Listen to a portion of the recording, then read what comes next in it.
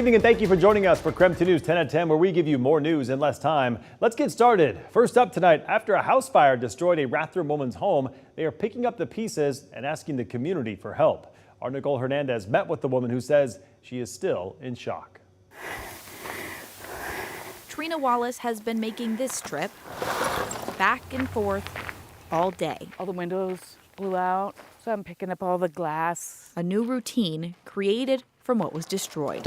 After decades of living here in Rathdrum, 33 years. Trina's house burned down. Yeah.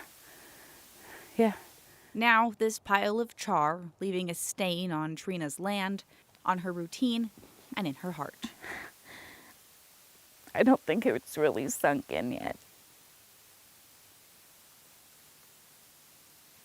Trina says an electrical problem sparked the fire. It started at the outlet that the freezer was plugged into. Spreading quickly leaving Trina without a home. I have a son that lives in Boise. He brought up the little camper yesterday. Which is a roof over her head for now, but that's it. Just wake up every morning and everything's there, and now it's not. Everything else just melted.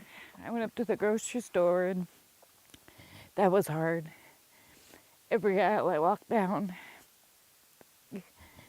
I could see stuff that I had plenty of.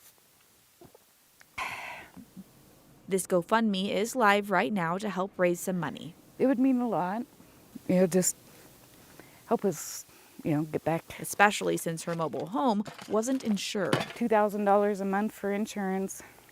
Nobody can afford that. While this routine is new, Trina's goal hasn't changed. Back there on the hill is my dream to build a house. A dream she's still set on making happen. It's been hard, but I've done it.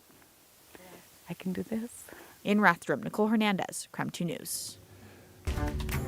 All right, take a look at your screen. Spokane police are searching for this man. They say he robbed the store on East 29th. Police describe him as a white man in his mid-40s. He was wearing a dark jacket, dark shoes, a gray button-up shirt, and a blue beanie. Police say they have developed cause to arrest him for first-degree robbery. So if you see him, you're asked to call Crime Check, that number right there at the bottom of your screen. And now to our night beat with a quick look at today's top stories. 2 California men were arrested for the death of a Kellogg man over the weekend. According to our news partners at the Coeur d'Alene Press, court documents say that August Mota and Martin Duncan killed 28-year-old Reed Norris in a drunken fight outside a bar on Sunday. Documents state that Norris died when he was struck in the side of his head. His body wasn't found until Monday. Both men have been charged with manslaughter. If convicted, they face a maximum of 15 years in prison. The man accused of shooting and killing an Ada County deputy this weekend has been identified by the coroner's office. 65-year-old Dennis Mulqueen shot and killed Deputy Tobin Bolter. Then he was later shot and killed by Boise police. Mulqueen had a warrant out for his arrest the night that Bolter pulled him over. Deputies say Mulqueen shot Bolter before he even made it to the car window.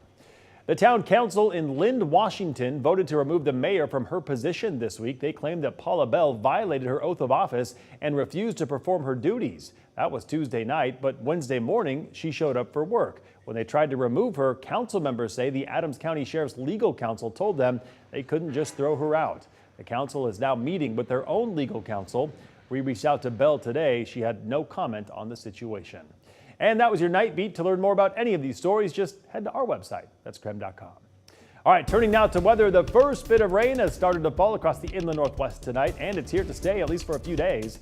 Let's get straight to Chief Meteorologist Jeremy Legoo for more on what we can expect. Jeremy?